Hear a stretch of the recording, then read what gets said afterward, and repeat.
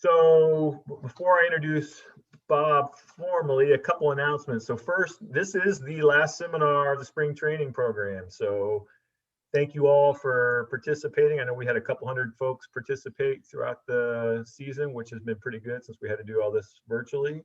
And as Jeff said last night on a board meeting, we think this went pretty well the way we did it, the whole program, but we never want to do it this way ever again.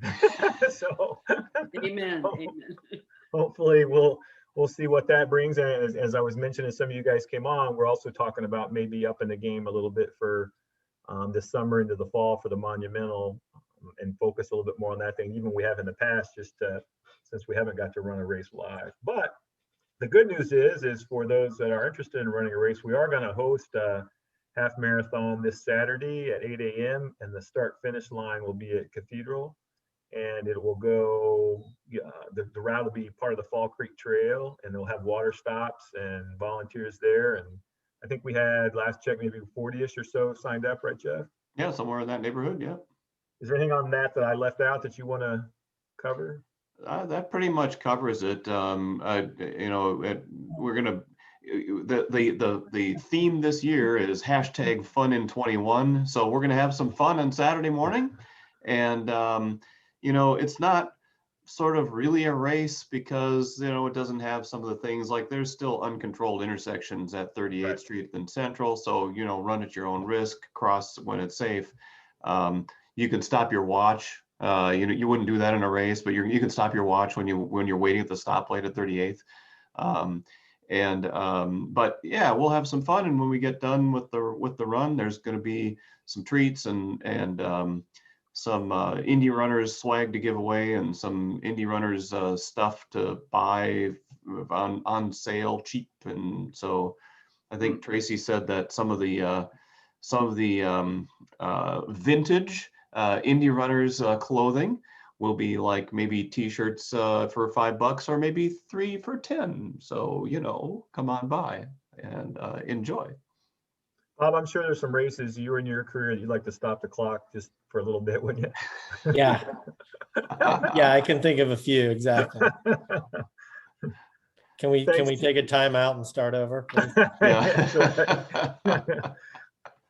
Jeff, thanks for that, and thanks for putting pulling that off. And right now the forecast Saturday looks great. It looks like great running weather, high 61, low 39, and no rain. So we hope that will hold.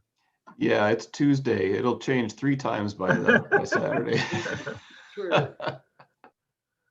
Well, with that, I will dive into tonight's topics. So for those that you don't know Bob, introduce Bob Kennedy and some background. And it's a big background, so I'll hit the highlights. So Bob's a 2-time Olympian, 4-time U.S. outdoor 5,000 meters champion, 4-time NCAA champion, 2-time U.S. cross-country champion. He graduated from Indiana University in 1992. I'm also a fellow Hoosier, so I like seeing that. With a degree in finance from the Kelley School of Business. And then in 92, he became the first runner since Al Lawrence 32 years earlier to win the NCAA and USA cross-country crowns in the same year. And he also won 20 Big Ten titles for Indiana. So his credentials speak for themselves. In November of 2000, he opened a running store in Indianapolis, Bob Kennedy's Running Company, and currently he's the co-owner of Athletic Annex in Indianapolis. They have a location both on 86th Street and one in Fishers now as well. And the mission is to inspire and empower Central Indiana to be active. And Bob is a good friend of the club, as well as the Athletic Annex, and just a good friend of the running community. We were talking about the Drumstick Dash a little bit when we came on, the support that gives the dash. So Bob, welcome. Thank you. It's great to be here again. Not in person this year, of course, but yeah. That's right. And that's like I said, it's made it convenient. In some cases we've been able to have some speakers join us that maybe couldn't have otherwise because they're in other parts of the country. So we appreciate you being here. Yeah. And that what we planned on talking about tonight was preparing for race day and race day tips. Now, of course, normally we're headed towards the mini and preparing for that, and with it being postponed and going virtual, as I mentioned, we're gonna have a race Saturday anyway, and there are people training for other events as well. So, Bob, I know you had a few comments you wanted to make to get us started, and you guys will open this up to questions like we always do. Raise your hand, put them in the chat. I've got some questions too, and we'll talk about race day and getting ready to run. Sounds great. Yeah, I will. This will be different for me because I do love interaction. So like when I'm in the room with everyone, I like to ask and feed off of, but we'll still get that done. First of all, I want to thank and appreciate Indy runners. I think in the last 12, 13, 14 months now, I think we've learned that community is more important than ever. Maybe we didn't realize how important it is to all of our lives, and certainly what you as a group and a club have continued to do to the best of your abilities through shutdowns and lockdowns and COVID is much appreciated in our running and walking world. So thank you guys for keeping going on that. And I do love the fun in 21 mantra. That seems so appropriate, right? So timely.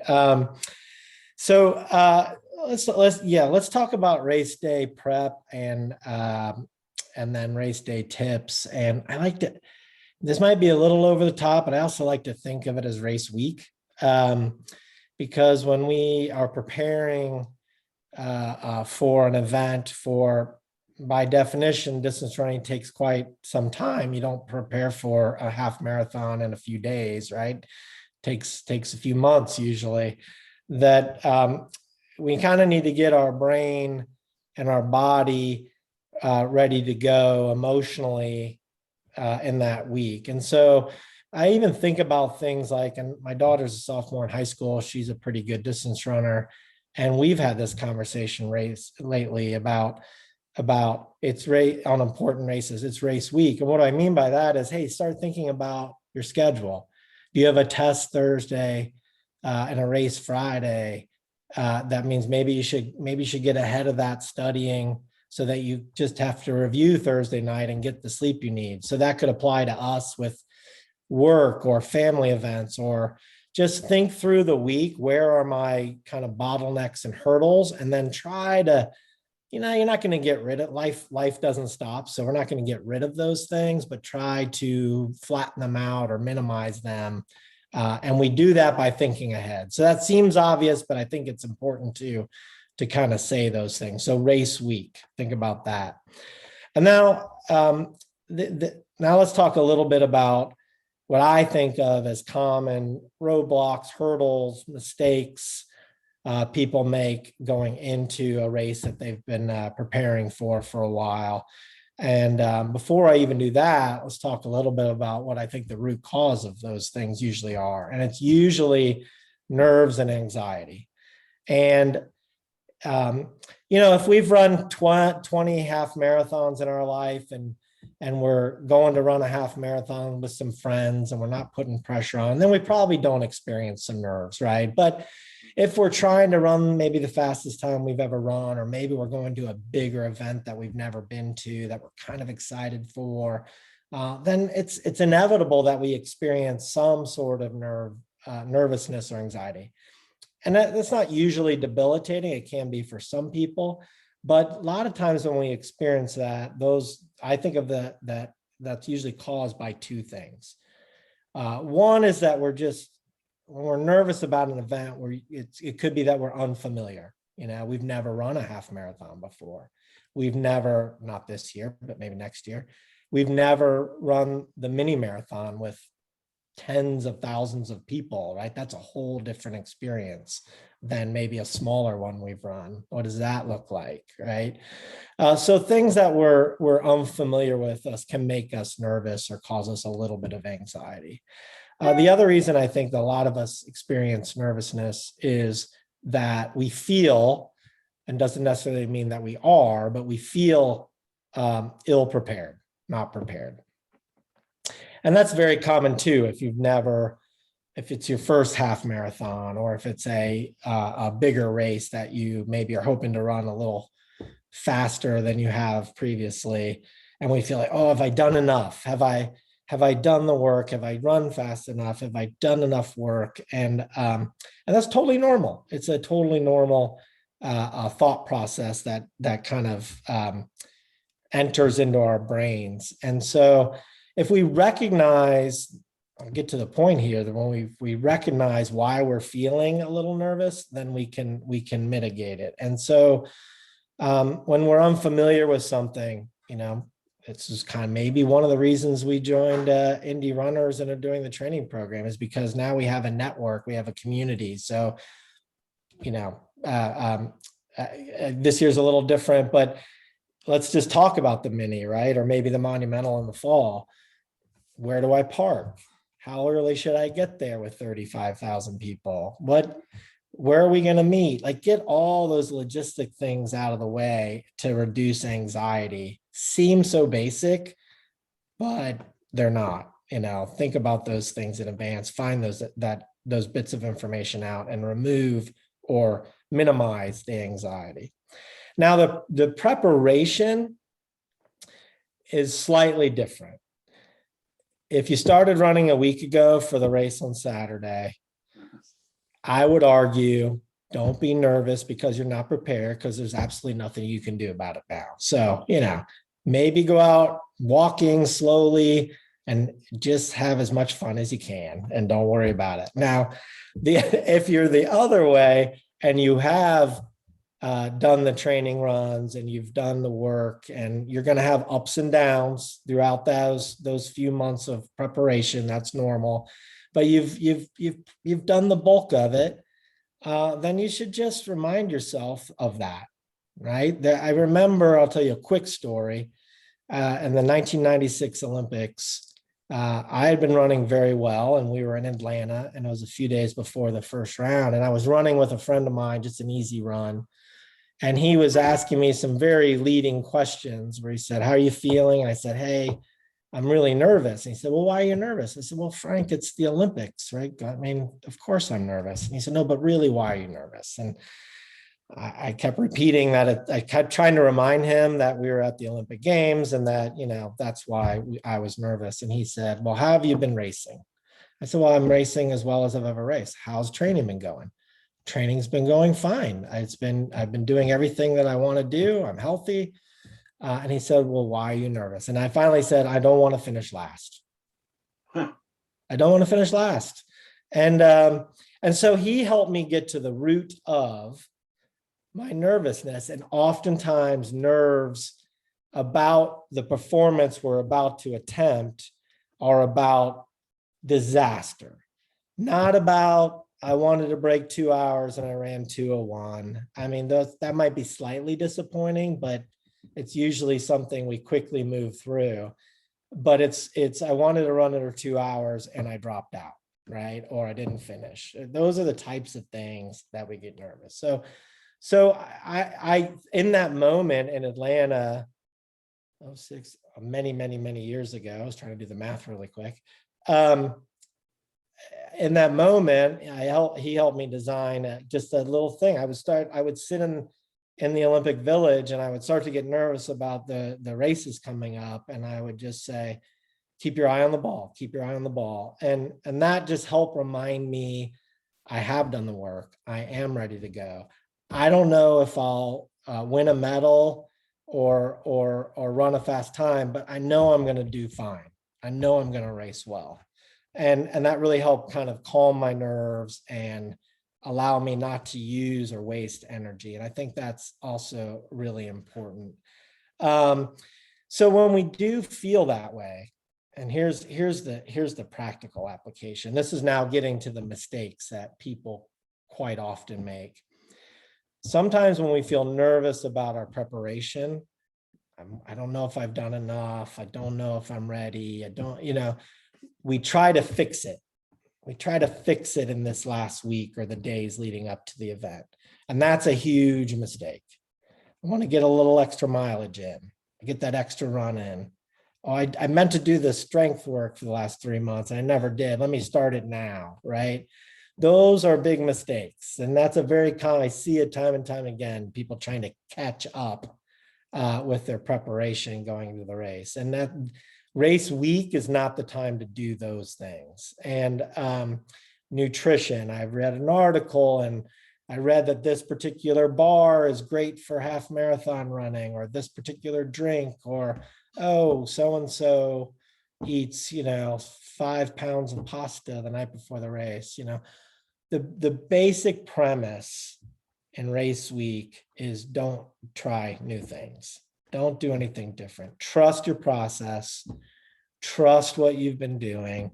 Keep doing the same thing leading up to the race, and be confident that you're ready to cover the distance, run, walk, and you'll be fine. Like I said, maybe you won't be as brilliant as you hope, but you're still going to be good.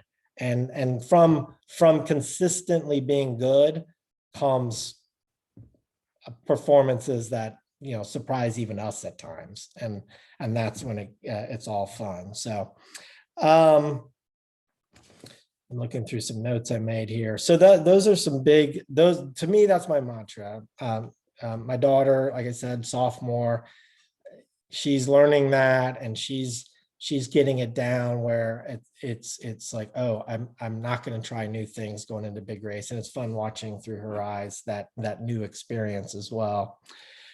Race day, I've talked a little bit about this already. Know where you're going, know where you're parking, know where you're meeting your group, your training group, your friends. Give yourself plenty of time. That's always for me. I think people handle these things differently.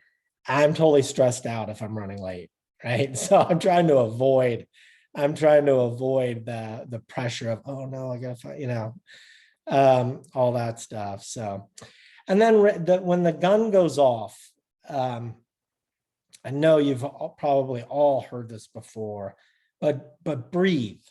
Right? Take a moment in a half marathon to breathe, and that will help you not run the first mile a minute faster than you should, right?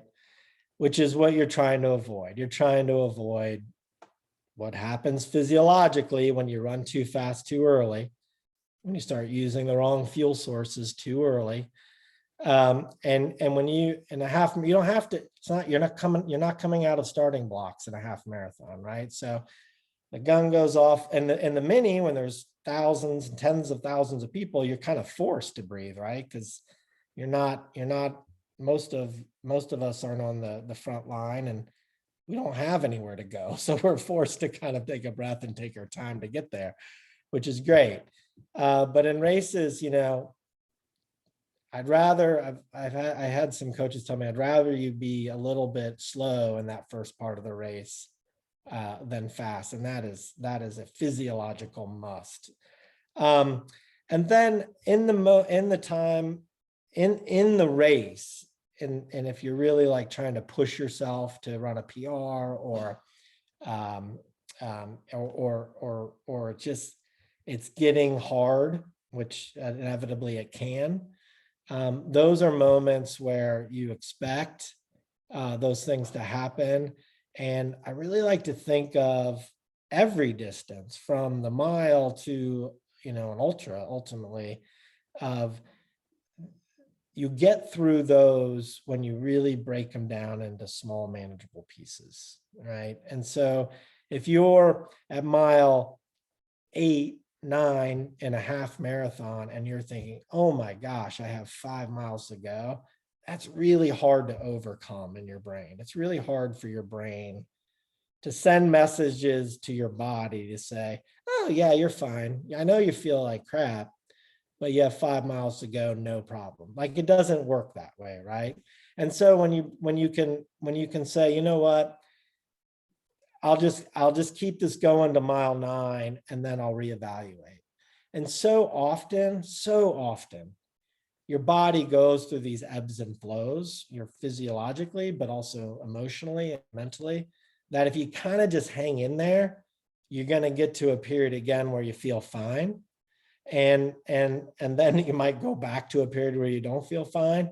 But knowing that happens, like understanding what's happening and then allowing yourself to break it down into really small manageable pieces helps you move through that. And all of a sudden, if you do that enough, you look up and you're like, oh my gosh, I'm at the 12-mile mark, right? I only got a mile 1.1 to go.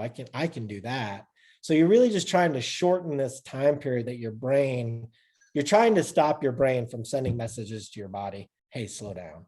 Hey, I'm not sure we can get there. hey, you're going to run out of energy, so why don't you slow down? Like that's exactly what's happening in your mind to your body. And so you're trying to trick it in effect. So those are, it doesn't always work, but I'll be honest with you, but it's your best fighting chance. And it often does work. So if you're prepared. So that's basically race prep and race day in a nutshell. We can go very granular, but I'll stop there. And maybe if there are questions or other thoughts, we can keep this going. You know, I really liked what you said, Bob, about the, you know, like not thinking 5 miles ahead or staying in the mile. After 18 years, I was able to PR at a half marathon at Carmel. And part of it was just that was I had someone coaching me now saying, hey, look, just stay in each mile. And so I tried to do that. Like, okay, I can do this mile. Cause I would go too many times to where you were talking about like, man, I feel like I'm breaking down. I still got 3 miles left. Yep. But if I just thought about, hey, if I can get to that mile, that, and she also gave me a mantra, our friend gave me a mantra to use. I'd never done the mantras. I'm like, whatever.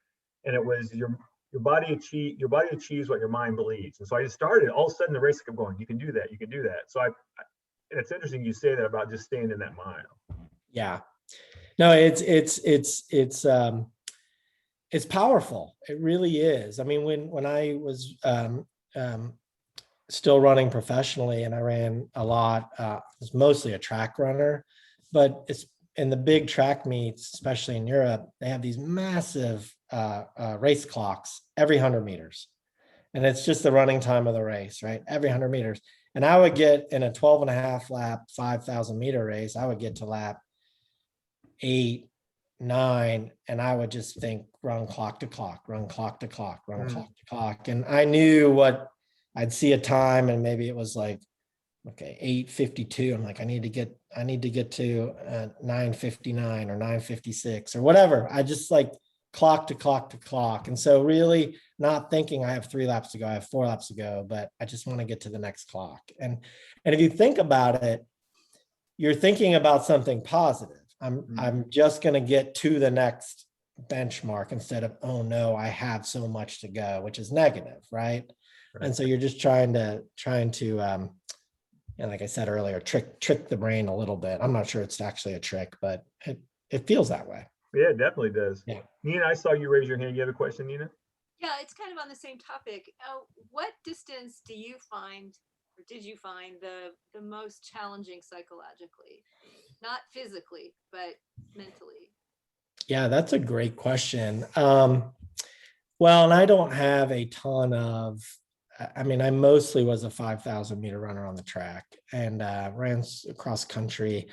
I ran one marathon as a professional athlete, which I dropped out of. And that was my last competitive race. So I don't have a ton of experience at that level over a huge amount of distances. I will tell you, to directly answer your question, the most challenging distance and race that I ever ran was the World Cross Country Championships, which is 12 kilometers. And for me, that was certainly an extended distance that I didn't run a lot, but I ran that race 4 times maybe. And you talk about, or you think about what I was just talking about, where you try to break, the body and mind going through these cycles of, oh, I feel fine. Oh, I'm terrible. Oh, I feel fine. Oh, this is terrible. Like in the World Cross Country Championships, for me, that would happen every 200 meters. And it would literally be, I think I can get top 10. I'm going to drop out. I think I can get top 10. I'm going to drop out, like that extreme. And so that was probably where the thought process was really drilled into my head about just get to the next flag, just get to the next whatever landmark was out there at the time. So that was probably the most challenging distance for me and race. I have a kind of another follow-up, if you don't mind, Jim. Sure. So you're downplaying your daughter's running. I know you're a very proud papa, but I am a middle school assistant cross country coach and at West Lane, and of Oh course yeah. at the West Lane Roundup. So I've seen her in action, and have followed, and I know how what an outstanding runner she is. And I wonder if it's harder to be the parent than the runner. Yes. Yes. Yeah. Sophia's, I mean, she's fun because she loves it and she's talented, but she's also tough. She's tough as nails. And that's fun for me. So I am probably more nervous than she is. But it's been great. And I watch her, she has a twin brother who's a really good soccer player. And I watch them work as hard as they do. And I just am hopeful that they achieve the goals that they've set for themselves, because you see the work and you're like, oh, that's gonna pay off. I hope that pays off. It likely will in some fashion, but that's fun. So yeah, Sophia is, I'll brag about her. She's a sophomore, and she didn't have a track season last year, of course, but she's already run 4:59 in the full mile, and she just ran 10:25 in the 3,200 last week, yeah, which is best time in the state and the second best sophomore in the country right now. Wow. That'll change. So she's on it so far. So. Right. Thanks. Go ahead, Jeff. Bob, what are you seeing maybe in the difference between when you were running competitively with now? Is there any big change in what your daughter has to try? What running is like for her now compared to what it was like for you when you were her age, maybe? Yeah, I think the biggest difference is information. I mean, I'm so old that I ran. When I would run in high school, we'd have to wait 2, 3, or 4 weeks for Track and Field News magazine to come in the mail to find out what anyone else was doing anywhere else in the country, which may or may have not been accurate. Today, it's instant, right? Yeah. She knows exactly what her competitors have done in the state or in the country, and what ages they are, and what grades, and then the social media aspect of it as well. And so, I think it can be a great positive, but I think potentially it can be a negative. And so it takes a tough person to weed through the noise and find the motivation and where the bar is being set that you're working towards. So. Yeah, when she shows up at a meet, she probably knows everything there is to know about who her competition is, and you may not have any idea when you showed up. Exactly. Yeah. Exactly. Wow, interesting. I don't think there's some footwear technology that's different, especially with some of these new track spikes in the last couple of years. Training is, I think, is more it can be, it's not always, can be more scientific today. In fact, it should be than when I was competing, especially in high school and college. But I don't think it's dramatically different in those aspects. Mm-hmm. Mm-hmm. Great discussion. We're past 7:30, and I promise we stick at 7:30. Any last questions for Bob before we let him go? Yeah, I got one. Have you ever been in a situation, or anyone where you're like your pre-race routine, or maybe even your post-race routine, is totally screwed up your race for the day or the next day? Well, I hope I'm not sure I understand the question. So if I hope that us athletes, we're in control of our pre-race routine. So are you saying it's something new that you're doing? The reason I bring that up is I keep beating myself up for this thing I did in preparation for the Monumental, like about 10 years ago. Where the night before the race, I had a tight hamstring. Yeah. So being the genius I am, I thought, well, I'll use a roller on it, but I just rolled the heck out of it. Yeah. I just rolled it to the point where You I beat it to a pulp. irritated it Yeah. probably more than I made it worse. Yeah. And the next day I couldn't even walk. Yeah. You know. Yeah. Well, I think those, like, look,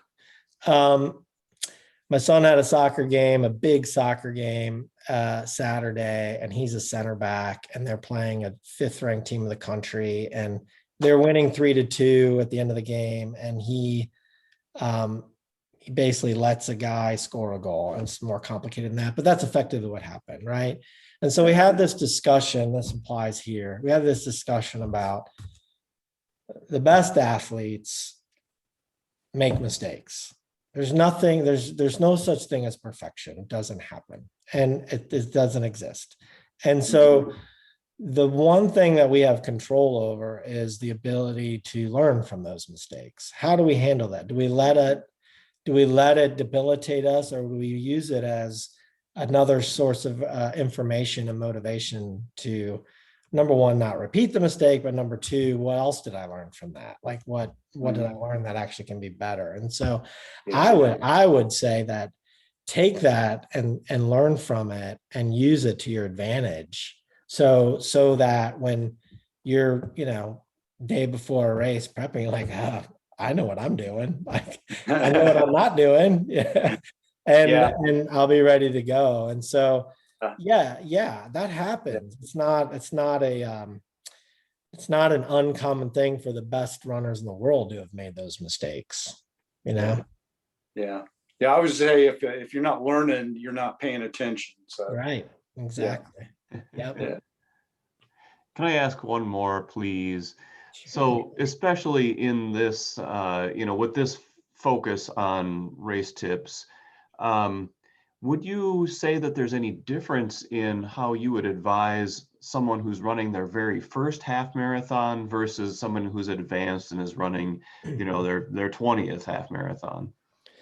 Yeah. So people who are running their first half marathon or first anything versus those who are experienced, there's an information gap, right? And it's not even just information that you can or can't read on the internet. It's just there's an experience gap, might be a better way to say it. And so set reasonable goals. If it's your first half marathon, my argument would be don't even have a time goal, right? And so err on the side of caution. You want to complete the distance, and so don't go out and run faster in the first half you've ever run before. Like, be smart about it. So that's, I would argue, every time for a first time half marathon, marathoner, to just learn the distance, complete it, learn from it, don't have a time goal, move on.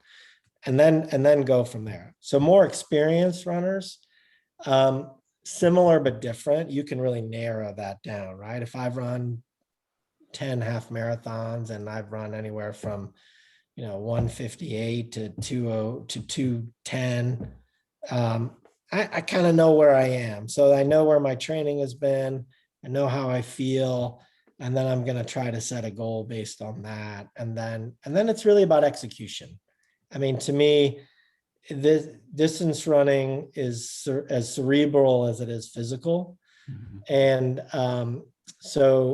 because we have to be smart about what we're doing. And I think execution is everything. And back to the mantras, I used to have a race plan, which I knew might change in the middle of the race based on what was going on. But I would be on the track, approaching the start line, and I would be thinking about the race plan where I want to hit the first lap, first kilometer, second kilometer. And then right before they would fire the gun, I would just tell myself, execute, execute, execute. And the mantra is just me setting my brain to not do something stupid. Just execute to the plan. Like, I've done enough of this. I know that I should go through the first lap and whatever, and it's not a random thing. I'm not making it up as I go. So same with experienced half marathoners, execute. you know, if you're going to run 8-minute pace, that you know what that feels like. You know what it feels like if you're running 7-minute pace, right? You know, so, you know, execute or 10 or 12 or 6, whatever it is. But I see Nina shaking her head. So. And so that, I mean, I just to answer your question, more experienced half marathoners, they should have a better idea of what that execution looks like for them. And then it's up to us to do it. Right. And we would be off a little bit if our goal is to run 10-minute miles and we go through the first mile in 9:30. That's fine. But we just don't want to go through in 8:30, right? Or 12. You know, we know the difference. So. Very good. Appreciate that. I will share that at the starting line on Saturday morning. Yes. Because we have a lot of people in Indy runners who are brand new.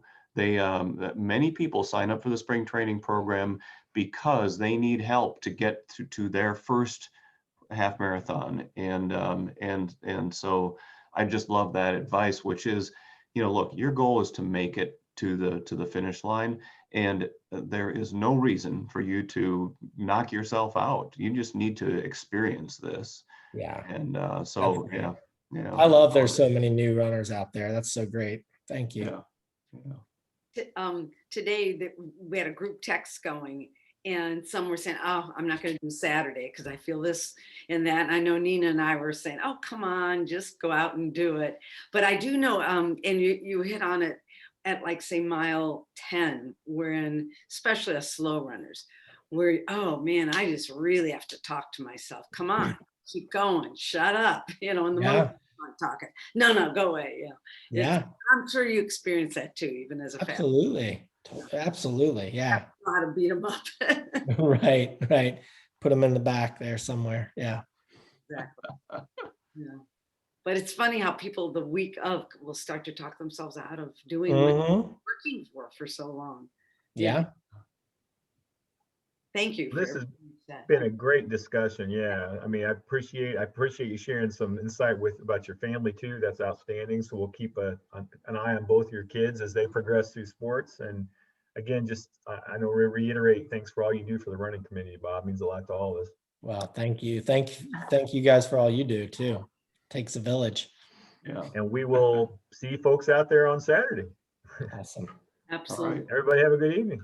Thank you. Thank you. Thank you, Bob. You.